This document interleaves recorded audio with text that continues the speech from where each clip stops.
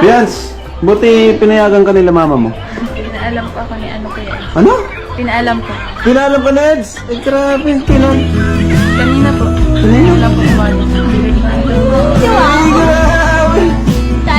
Pinuntahan ko yan ni Bian. Pinuntan. Kayagin siya. Grabe, haba ng hair. Lakas niya na. Grabe, lakas mo. Grabe ka nun eh. Grabe, Tindy. Tapos, nung pagpunta doon na Eds, okay na.